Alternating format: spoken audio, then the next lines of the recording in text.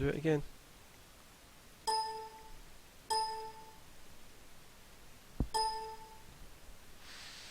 It did this before. I mean, this is what worked. There we go. That works. I have no idea. Right, here we go. Hello, hello, Do4 911 here. And surprise, I'm going to do something different. Now, I know you guys are probably expecting the CRJ Cockpit tutorial, but I had a bit of trouble with FSX not running recently. I've only just got it working recently, but I thought I haven't done like a proper flight video for a while, or even a vlog, so I thought I'd do both in the one go and see how it goes. So, yeah, so going to just do a kind of an IFR flight, bouncing from VOR to VOR. And the kind of the story behind the flight is that I'm getting really fed up with London at the moment. It's freezing cold. It's freezing cold. I'm bored of work, so I'm taking my private jet. I'm taking all of you guys with me, and I'm going to be going down to Palma de Mallorca. So I'm going to head down to the Mediterranean for a little while, enjoy the sunshine and the warmth and all the loveliness that is down there. So what I'm going to do is just kind of overlay my kind of flight plan at the moment. So what's going to happen is we're going to be leaving, or we're starting at London City Airport rather, and we're going to be leaving and flying down over the English Channel, and then we're basically going to be flying from north to south over France, flying directly over Barcelona, and then we'll begin our descent towards the island of Mallorca. So the departure procedure for London City Airport is this. Now, I believe that we're going to be taking off from runway 27. In the game it's actually recognised as runway 28, which is a bit out of date, I guess, but what are you going to do? So what we're going to do is fly towards, or take off heading towards the City of London, and then do a turn up to the north, and then follow the London VOR on 113.6 away on a radial of 075 degrees. And then once we get 25.5 nautical miles away from the London VOR, we're going to switch over to the Bovington VOR, and then fly away from that on a radial of 105 degrees until we reach this waypoint at Ginty. Now, looking at the departure procedure here, we've got a speed limit of 210 knots, pardon me, and an altitude limit of 3,000 feet, so we'll need to observe those. Once I hit Ginty, though, I'm going to just imagine that air traffic control have cleared us to fly, or to cleared us to climb up to our cruise altitude, which will be 43,000 feet for this flight. So once we begin our turn at Ginty, we will be locking onto the Detling VOR on 117.3. We'll be flying into that on a sort of a track of 156 degrees, and then once we hit Detling, we'll continue on to the Lid VOR, and then once we hit Lid, then we'll kind of beginning our flight plan where we'll turn to the southwest over the English Channel, and then we'll pick up a VOR in France, which I will talk about when we get closer to it. So yeah, so that's pretty much the flight plan there. Let's jump into the plane and get on with it. So cockpit checklist. So gear, landing gear is definitely down. Battery switch is on. Left and right gen switches are off, which you can see there, they're both lit up, so that's good. Flight controls, let me jump into the virtual cockpit here. Whoop, and check those. So forward, back, oops, left and right, good, that's all working. Okay, engine instruments, they're there, that's good. Fuel quantity is 5,100, so that's about 85% of the aircraft's capacity, which would be fine, and everything's balanced there. De-ice, we don't need it because it's currently 12 degrees down or in London here, so so we don't need de-icing, which is good. Aircraft lighting, we'll bring on our nav lights there, and seatbelts on as well, always important. Okay, parking brake is set. Trim, what I'll do is I'll set the trim to about 1.5 degrees. I did do a test flight yesterday, and I set the pitch trim to about 4 degrees because that's down in like this little kind of white indicator here, which I guess was for takeoff. But when I took off, the plane almost went vertical, so so I think 1.5 will be alright for today. Altimeters, I don't know what they are. I can adjust those in a moment though. Standby instruments are all looking okay there. Actually, I think I don't know what the altitude is of London City. It doesn't say, but I think we're quite close to sea level, so about there I think we'll be fine for the altimeter. Takeoff data, so we'll be rotating at 115 knots. The reference page doesn't really give us much in the way of how to calculate it, other than the maximum takeoff sort of rotation there is about 118 knots, so I'll rotate at about 115, that should be enough. Avionics master switch can come on now, so now the primary flight display is all active. And avionics will set for departure, so looking at those SID constraints, will be 3,000 feet. Speed will be, so I can see what they're setting looking here. The speed, I'll set the speed limit is 210 knots. I'll set it to 200, just in case the autopilot has a bit of trouble holding the speed there. It might go past 200. Flight director can come on as well, and also set the heading hold to 280, which will be the runway heading there, just to hold us in a straight line after we take off, before we begin our turn to pick up the radials away from London. And I think we need to set all the VOR stuff in as well. So the first VOR we'll be hitting will be London, which will be on 113.6. So do that there, and you can see it actually indicates what the VOR is down here, so that's LON, that matches what I've got there, and that is all good just there. I'll also change the course now to 075, which is the radial that we're following away from London there. And then the second one will be Bovingdon, which is 113.75.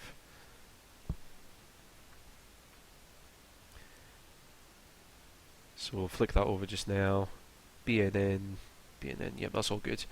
If you want to be absolutely sure, you can just enable the Morse code as well by doing that. I'm not going to worry about that, because as I said, I've done a test flight, so I know it's all correct. Whether I can fly it accurately or not is another matter completely. And yeah, I did a flight just before this one, and it didn't go too well. I might include the footage at the end of this video of how badly I did at the start of, or when I tried to record this the first time around. Okay, enough of that. Right, that's fine. So yeah, let's listen into ATIS first of all, just to make sure we know what's going on.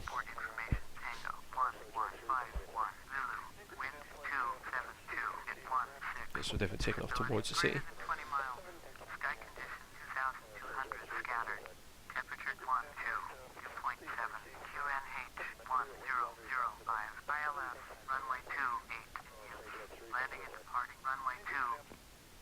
Right, yeah, so that's all as expected. And yeah, you can see here that we've got the 1005 dialed in. So even though, why is that still reading? Hang on, let me get rid of that. So it's 29.62. That's quite, this altimeter is quite good because it has the millibars and inches there. So we're at 2969. Is that right? 2969. Okay, so yeah, so you notice that the backup one and the primary flight display are not linked at all. They're sort of independent there, which is good. That's fine. So that's all set now. Okay, I think we're ready to start our engines. So put the paperwork down. Okay, so beacon strobe light can come on. Parking brake is still set. Thrust levers are idle. Fuel flow, control shift F4. And let's see. Now what I'm going to also do is start the APU Now there's no reference to the APU in the checklist, but just as an educated guess, I guess I should have it on before I start the main engines. Cool, that's there. Just because it kind of gives the aircraft a bit of electrical power and all sorts there. Okay, well, let's get these engines started. So there's also no mention regarding the ignition buttons there as well, but I'm just going to enable that as well. I think you can get away with starting the engines without turning that on, but just to be on the safe side, I've got it there. Oh, you probably can't see that because my camera's in the way, sorry. So this is kind of like the fuel flow panel and the engine start panel there. I forgot that my camera's up in the top corner there. So turn that off. The engine started there, and then we'll do the right side now as well. So just making sure that everything's kind of rising as it should be during startup. And then we get rid of these kind of warnings that are in here.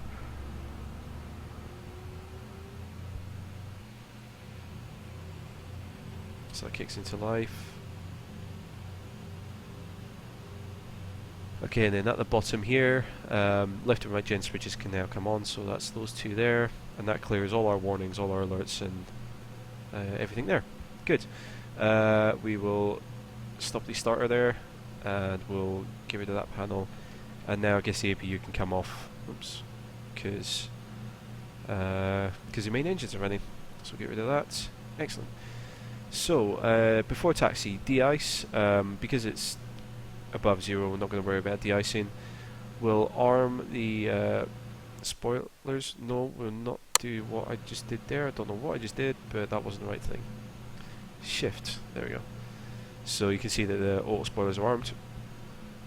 Flaps we'll set to 8 degrees for takeoff, because this aircraft's actually quite good at flying. Like, it'll pick up off the runway quite easily, so we don't need a ridiculous amount of flaps for takeoff. Aircraft lighting is good for now. We'll enable the recognition lights and the landing lights when we get onto the runway, and then brakes will release when we're ready to taxi. So let's request taxi. Bombardier Golf Romeo India Charlie Hotel, ready to taxi. South departure with Tango. Bombardier Golf Romeo India Charlie Hotel, taxi to and hold short at runway 28 via taxiway Charlie, runway 10 Kilo Lima.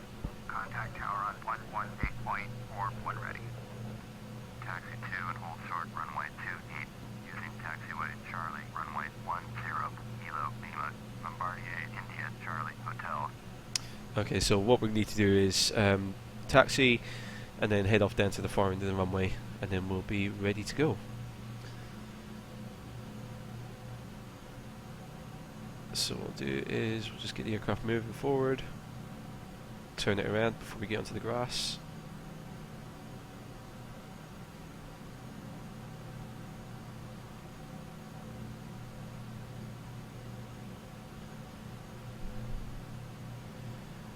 So taxiway is just over there. So test the brakes. Yep, they're working. Perfect. So this is going to be quite slow because I'm quite slow at taxiing, so it's going to be a gentle taxi. So what I'll do is I'll cut the video here, and then I'll see you guys in a second when we're up at the far end of the runway. Okay, so here we are up at the far end of the runway now. We're just on the sort of the turnaround taxiway, just at the opposite end there. So what we'll do is we'll just turn around here, park up, and make sure we're ready for takeoff. So we'll just slow it down there and stop. Set the parking brake, and we'll jump back into this view. Okay, so let's see, de-ice on, we don't need it. Spoiler should be armed. Go on, arm. Flaps are set to 8 degrees still, good. Flight controls are all good. Lighting, well, let's request clearance. Takeoff. Tower, Bombardier Golf Romeo India Charlie Hotel, ready at runway 28 south departure. Bombardier Golf Romeo India Charlie Hotel, cleared for takeoff, runway 28 south departure, approved. Cleared for takeoff, runway 28 So we're clear for takeoff there. Okay, so just to mentally rehearse what we're doing, so we're going to take off, enable the autopilot. What I'll do is enable the heading and the altitude holds just now. So the autopilot is not active yet. I'll need to do the autopilot master switch after we lift off. After I do that, I'll need to enable that. I'll need to enable the speed control and also the yaw damper. And then we'll turn right to a heading of 360 to head away from the city of London. And then we'll pick up the radial away from the London VOR. My frame rate's probably going to tank here because I'm looking directly at the city of London there. Okay, trim is all good, runway lineup, lights are all on. So I've pretty much done all of that during the taxi, and that's my kind of checklist there. That should all be ready to go. So, gear up, flaps. I'm not going to worry about the flaps immediately. Right, let's just go. Let's just go, see how it goes. Okay, engines are level, let's go. The auto spoilers went again there. That's bizarre. Oops. Just drop my view so I can see the speed there. So we're lifting or we're rotating at 115 knots. 115. There we go. So rotate. Up we go. Now it needs quite a steep climb out because we're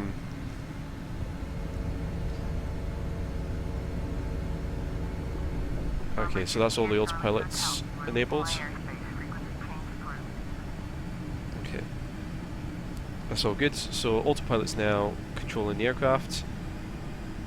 The engines are coming down to holds 200. It's quite turbulent by the looks of it. Never mind. So begin our right hand turn, round to north.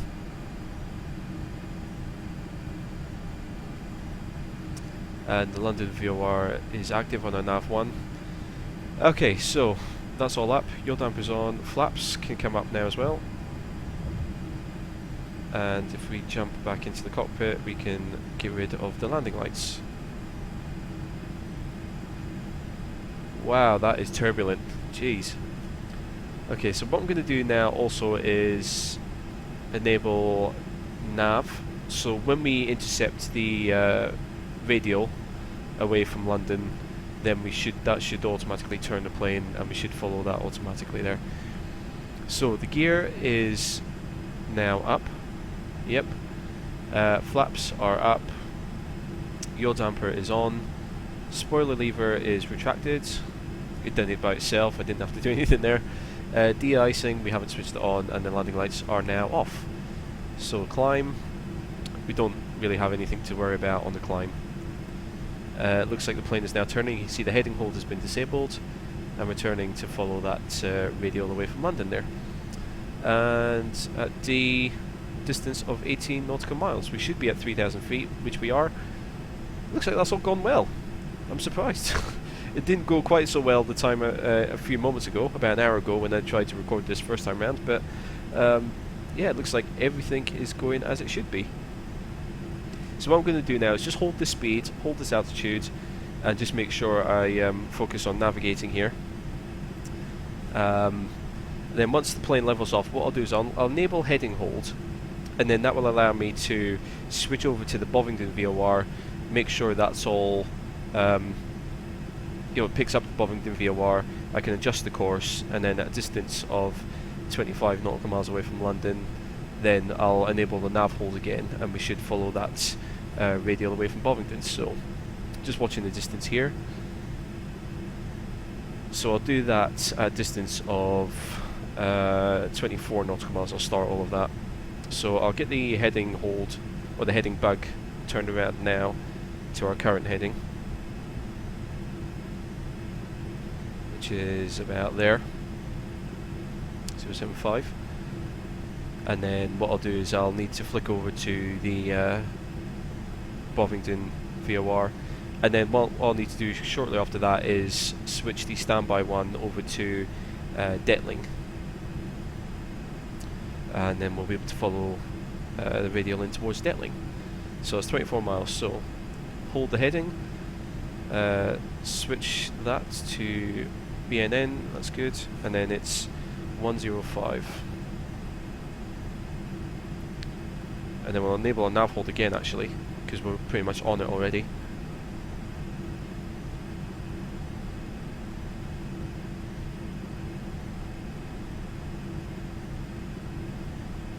Okay, we're doing that gentle right turn to follow that, that's good. And then, let's see, so the Detling VOR is 117.3, so 117.4.3. So once we get to a distance away from Bovingdon of, let's see here, so 35.5 nautical miles is the Ginty, is the distance from Ginty, the Ginty waypoint from Bovingdon. So again, at about 34 nautical miles, I'll switch over to heading hold, adjust the course there, and then we should be just about golden. So I would imagine in the real world, this is how a plane would fly, and then eventually you'd get clearance from ATC to say, okay, you can climb up to your sort of your cruise altitude now, or a different assigned altitude there. Obviously, air traffic control have a much better view of air traffic around London than anyone else would. So I'll flick on to, actually, I'll do it now. Switch it over to heading hold, and then switch the frequency, so that's Detling, that's good, and then the course into Detling is 156. Oops. And then I'll enable nav hold again, and that should turn the plane around.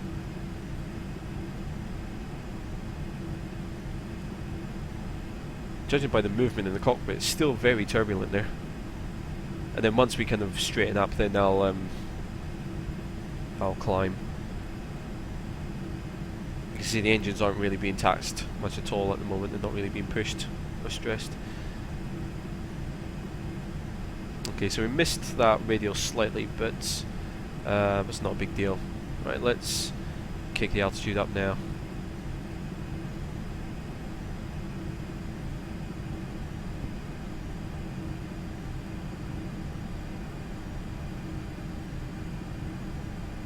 So we lost a bit of speed there because the engines were a bit slow in responding, but the engines, you know, for this aircraft are relatively powerful, so they'll pick up the speed again without any issue, I would imagine.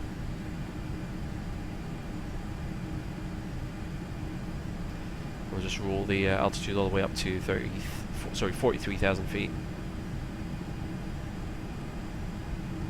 You can see we're climbing at, let's put the vertical speed up to 2,000 there. And even though we're climbing, we're still gaining speed because the engines, you know, this is a very sort of versatile aircraft. It gains speed and loses speed quite well. So that's all good. So we're 15 miles from Detling. We're still not quite perfectly on the sort of the radial yet, which is not a major concern.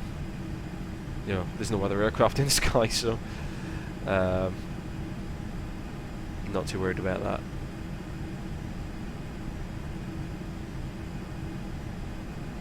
So just as we're closing in on Detling again, I'll do that kind of thing where I jump onto the heading hold. I'll set up the nav radios and everything for the next VOR, and then we'll flick onto the nav and we'll follow the radial into the Lid VOR down the south coast of England. So what I'll do is I'll start getting that ready now. So it's 114.05.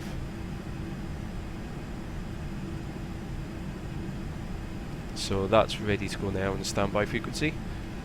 Still getting a lot of turbulence at the moment, but no worries there.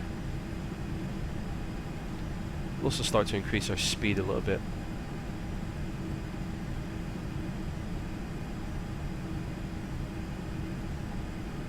.235, that'll be fine for now. You can see the engines are spooling up again.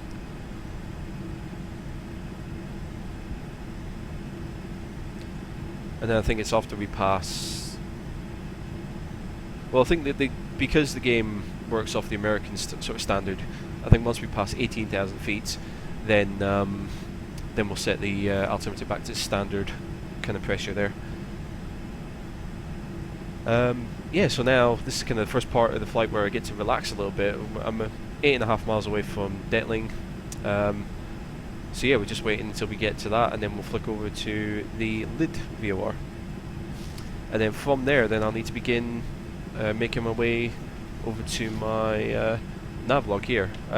So once we hit LID, what we're going to do is we're actually going to turn sort of southwest and sort of fly over the English Channel for a little bit until we reach a waypoint called Drake. And then once we hit that, then we'll fly direct to the DVL VOR there, and then we'll bounce from sort of VOR to VOR down over France until we reach Barcelona. So it's kind of zigzagging slightly as we fly over France, but yeah, I think what we could also do is we could fly direct to Barcelona, but you know, it's fun.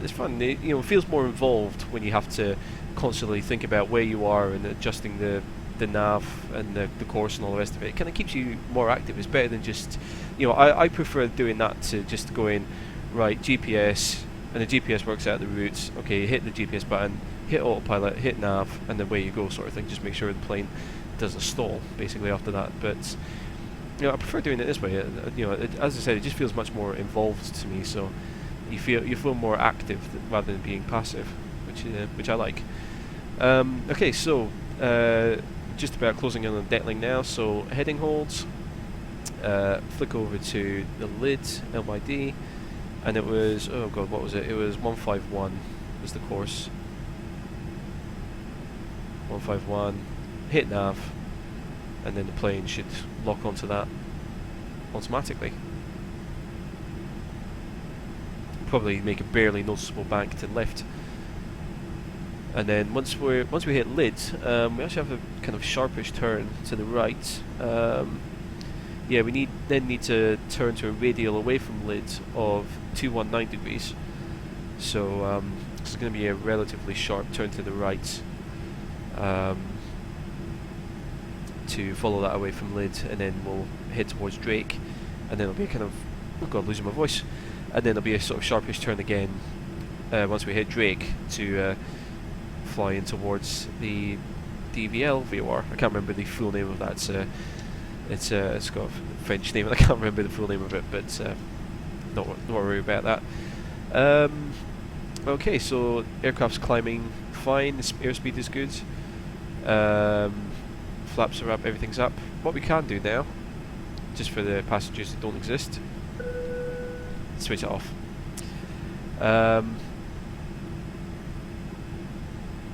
Yeah, and I think that's everything. And then from here, we don't really have a cruise checklist, as you can see there.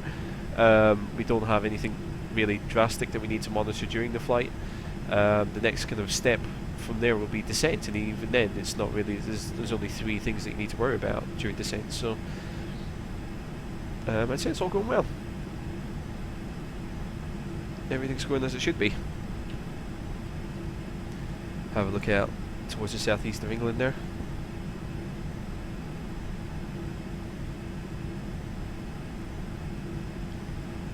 It's all going good. So we're about 12 miles away from LID now.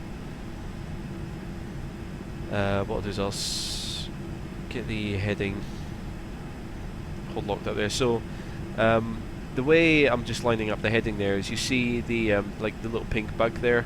Basically, I'm just lining that up so that the kind of the dip in the heading bug sits inside the kind of the point of the triangle at the top there. So that's a little bit off, but if I do that, there you go. So that's how I know that the aircraft is kind of, I've got the perfect heading set up there. Because obviously with wind and stuff, the aircraft's not going to be pointing directly at the VOR. It might be pointing slightly to account for wind drift and that. So that's why that might be slightly off. The other thing I'm going to do in a moment, once we hit 18,000 feet, is just set the the barometric pressure back to standard just by hitting this button down here.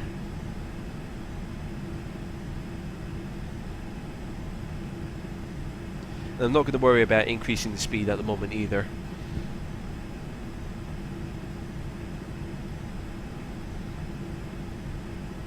Should I? No, maybe. I'll put it up to about 240, but we should be okay there. Now you can see we've got the flying tip at the top of the screen there saying altimeter is setting correctly, so hit standard, and that should be everything. And now we don't know what to talk about basically. We're a couple of miles away from Lids now, so we'll start getting everything set up to head away from Lid. Right, so if I get my navlog here, believe it or not, I actually understand quite a lot of that. I don't know how, but I do. So we'll enable the heading holds. We don't need to change the frequency because we're still using the Lid VOR for navigation. But what we will do is set the course around to 219 degrees. Oops. No, keyboard. And you see now that we've actually lost signal because we're kind of in like that dead zone above. Yeah, so we've gone straight over the top of it actually. That's not good. Because VORs, the way that VOR sort of stations work is that they actually have like a kind of a cone above the VOR station, which is where there's actually no signal. So you can, if you it's hard to explain. Hang on, I'll draw it. I've got a bit of paper here somewhere, and I probably don't have a pen. There we go. So.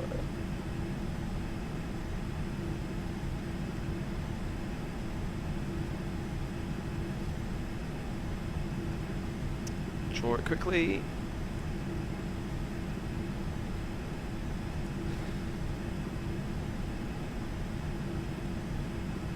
Okay, there you go. So this is my poor example of a VOR station. So you've got the VOR station there, and you can see that like the signal doesn't go like directly over the VOR station. There's actually like a dead zone. So when you fly directly over the top of a VOR, you actually won't pick up a signal from the station. And I think that's what happened there. And obviously, the higher up you are, you can see that it's a kind of a cone shape. So the higher up you are, the more kind of distance you'll find yourself in a dead zone. So that's why we lost the signal there, and we flew. It looks like we flew directly over the top of the VOR station, and then we kind of went straight past the radial that we needed there. But it's not a big deal. All we need to do is just kind of just pick it up again there. So I'm just setting the heading to 240 degrees, and you can see from the middle of the horizontal situation indicator there that the radial is on the right side of the plane. We've got the down triangle, so that means we're flying away from the VOR station, and then in a couple of minutes time we should see that green line sort of come back towards the centre to line up with the rest of the green line, and then we'll be back on our way and back on track as we need to be there.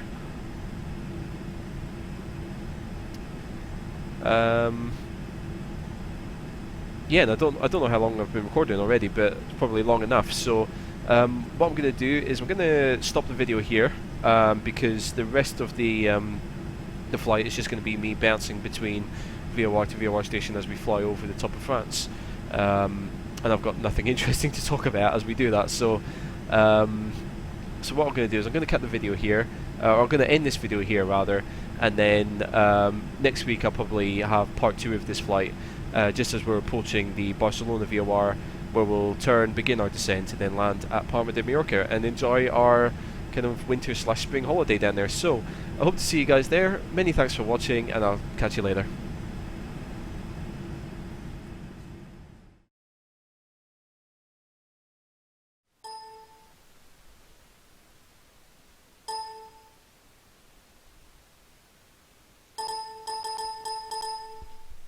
Why is it not working now? I don't get it. Come on, go into the game. You...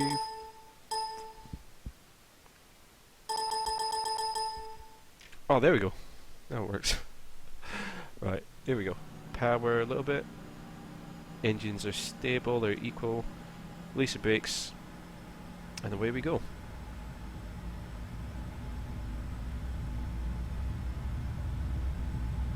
Come on.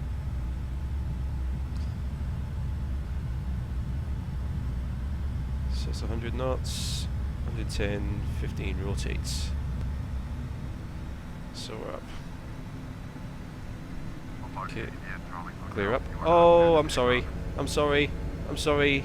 I haven't done this for a while. Right, autopilot. Yaw damper. Right. So that should all be taken care of everything now. Oh, I'm a bad pilot. I'm a bad pilot. Yeah, I didn't hear that. I didn't hear that. Go away. Okay.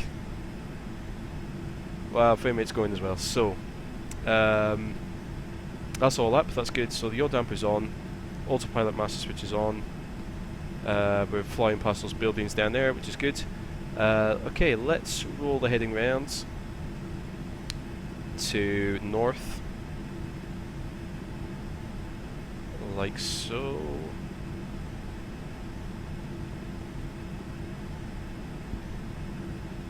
Okay. Whoops. Why? Speed. Speed. Oh dear. I've messed this up badly. Okay, I'm gonna cancel this recording because that was fucking diabolical.